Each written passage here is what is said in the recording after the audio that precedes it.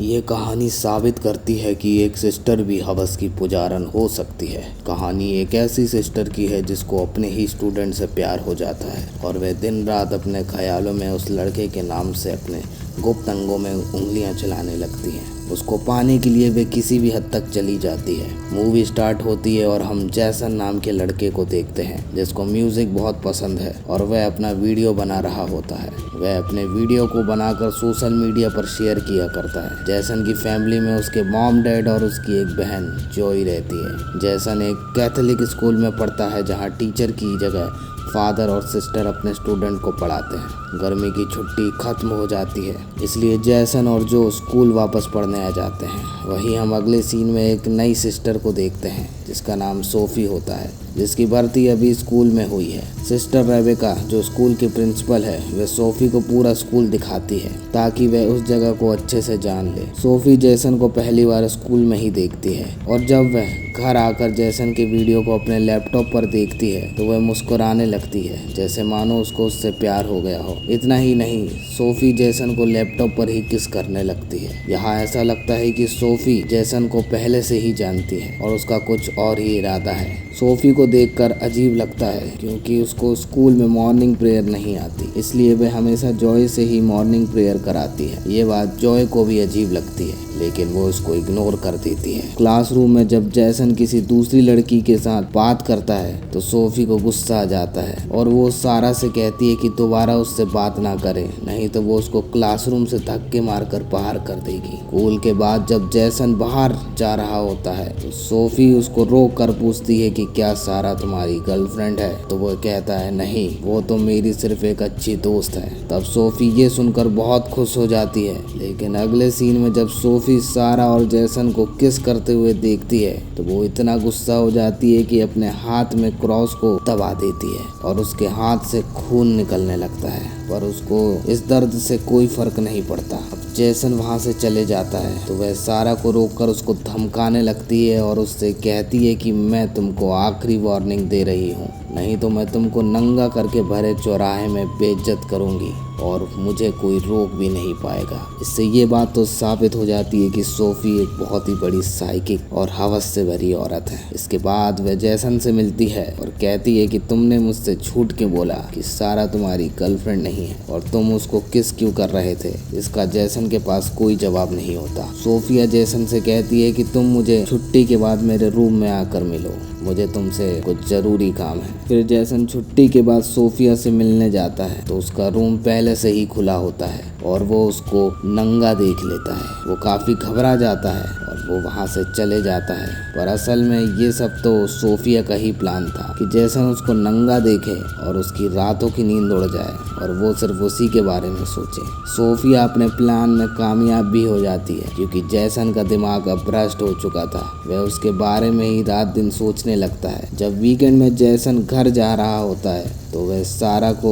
उससे बात करते हुए फिर देख लेती है। उसको सारा से बहुत जलन होने लगती है। वह सिस्टर रेबिका से ये कहकर छुट्टी मांगती है कि उसकी माँ बीमार है, मुझे उनसे मिलने जाना है, जबकि वह चुपचाप से जैसन के घर उसको देखने आ जाती है। लेकिन तभी जैसन के पास सारा का कॉल आता है और ये देखकर सोफिया समझ जाती है कि जब तक ये कुतिया जिंदा है जैसन मेरा नहीं हो सकता। अब वह सारा को रास्ते से हटाने का प्लान बनाती है। स्कूल खुलने के बाद वह चुपके से उसकी किताब में गांजा रख देती है। जब अगले दिन सारा अपनी किताब खोलती है तो वह चालाकी से उसको पकड़ लेती है और वह उसको स्कूल से धक्के मार के निकलवा देती है। इतना ही नहीं, वह जैसन के रूम में एक शराब की बोतल चुपके से रख देती है। जब जैसन का कमरा चेक किया जाता है तो उसके रूम में शराब की बोतल मिल जाती है और वो भी ये सब देख के बहुत शॉक हो जाता है। प्रिंसिपल रेबेका जैसन को भी सस्पेंड करने की डिमांड करती है, लेकिन सोफी मना कर देती है ये कहकर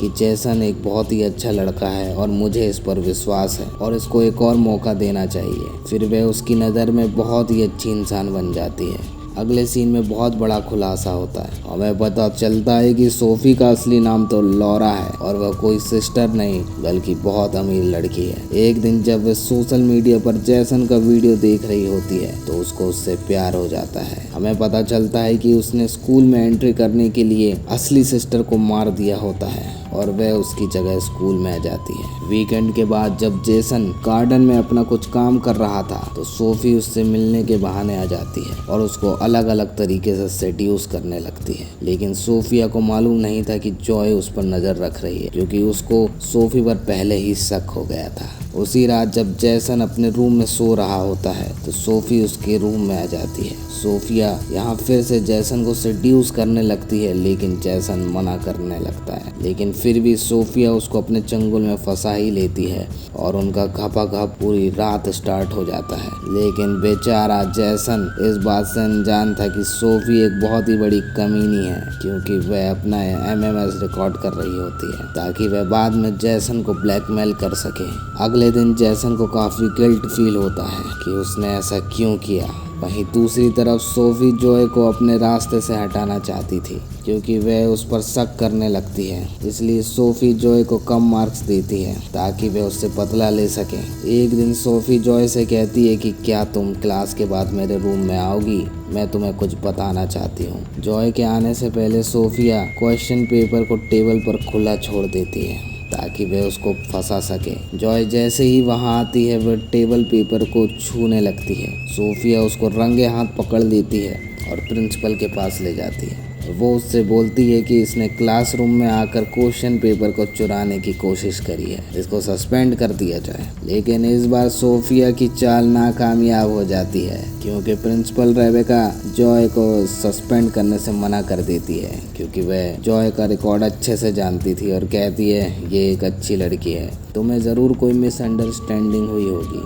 तब जॉय प्रिंसिपल से कहती है कि मुझे सोफिया कुछ ठीक नहीं लगती, उसको तो मॉर्निंग प्रेयर भी नहीं आती। लेकिन प्रिंसिपल रेबेका इन बातों पर ध्यान नहीं देती है, क्योंकि उसको लगता है कि जॉय ये सब गुस्से में बोल रही है। अगले दिन जैसन एक चर्च में जाता है जहां वह अपने गुनाह को फादर के सामने कबूल करने लगता है। लेकिन तभी सोफिया वहां आ जाती है और वह उसके साथ फिर से खपाखप करने लगती है। जैसे ही अगला वीकेंड आता है, एक बिशप स्कूल का दौरा करने लगते हैं और ये सब देखकर सोफिया छुप जाती है, क्योंकि सोफिया को डर था कि कहीं बिशप असली सोफिया को ना पहचान ले और उसका झूठ पकड़ा ना जाए। इसलिए वह प्रिंसिपल रेबेका से झूठ बोल करके वहां से निकल जाती है कि उसको अपनी माँ से मिलने हॉस्पिटल जाना है। एक दिन सारा जैसन को पार्टी में बुलाने का इनविटेशन देती है। पार्टी खत्म होने के बाद सारा जैसन को किस करने लगती है, लेकिन जैसन को सोफिया का ही ख्याल आने लगता है और वह सारा को छोड़कर वहां से चले जाता है। लेकिन रास्ते में जैसन को शराब पीते हुए पुलिस पकड़ लेती है और पुलिस उसको अरेस्ट करने लगती है। लेकिन तभी वहां पर सोफिया आ जाती है और पुलिस को समझा देती है कि ये एक बच्चा है, इसको माफ कर दिया जाए। फिर वह उसको एक होटल में ले जाती है जहाँ पर वह फिर से जैसन को सेक्स करने के लिए मजबूर करने लगती है। लेकिन इस बार जैसन मना कर देता है कि वह उससे प्यार नहीं करता और ये सब नहीं करना चाहता है, और उसको हमेशा इस बात का पछतावा रहता है कि उसने ये सब क्यों किया। ये सब बोलकर वो वहाँ से चले जाता है और सोफिया को बहुत गुस्सा आने लगता है और अब वह पागल हो जाती है कि जैसन ने उसको मना कैसे कर दिया। अगले दिन जब क्लास फिर से शुरू होती है तो इस बार सारा भी लौट आती है, और जब सारा और जैसन फिर से एक दूसरे के करीब आने लगते हैं तो सोफिया को बहुत गुस्सा आता है। इसलिए वो सारा को बाथरूम में नहाते वक्त मार देती है और ऐसा सीन क्रिएट करती है कि सबको ये लगे कि वो एक एक्सीडेंट था। लेकिन जैसन को इस बात का पता होता है कि ये सब सोफिया का ही काम है। सोफिया जैसन को धमकी देने लगती है कि अगर तुम मेरे साथ रिलेशनशिप में नहीं रहोगे तो मैं तुम्हारा वीडियो वायरल कर दूंगी।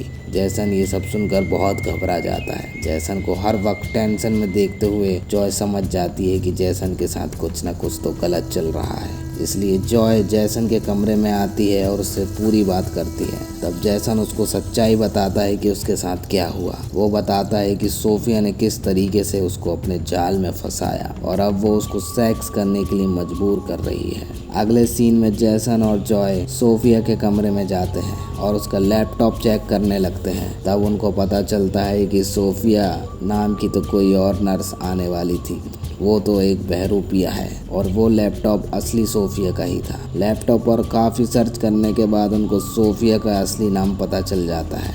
अगले सीन में प्रिंसिपल रेबेका हॉस्पिटल में फ़ोन लगाती है। उसको जानना था कि लॉरा की माँ की तबीयत अब कैसी है, लेकिन उसको पता चलता है कि वहाँ ऐसी कोई औरत नहीं है और रेबेका काफ़ी हैरान और परेशान हो जाती है कि ये सब क्या चल रहा है। इसलिए जब स्कूल खुलता है तब रेबेका लॉरा से पूछती है कि तुम कौन हो, मुझे तुम्हारी सच्चाई पता चल गई है। तब लॉरा उसको मौत के घाट उतार देती है क्योंकि वह नहीं चाहती थी कि उसकी सच्चाई किसी और को पता चले। अगले सीन में जैसन और जॉय लॉरा की सच्चाई रेबेका को बताने जाते हैं, लेकिन उनको वो वहाँ नहीं मिलती, इसलिए वह उसको ढूंढते ढूंढते चर्च आ जाते हैं। तभी वहाँ लॉरा आ जाती है और तब लॉरा कहती है कि जॉय, मैं तेरे को मार दूंगी। तभी उन दोनों में बहुत भयंकर हाथापाई होने लगती है और लॉरा जॉय को मारने के लिए जैसे ही आगे बढ़ती है, लेकिन तभी घायल प्रिंसिपल रेबेका वहाँ आ जाती है और जैसन अपने जेब से एक स्क्रू ड्राइवर निकालता है और वह लॉरा को मार देता है। कहानी यहीं पर खत्म हो जाती है।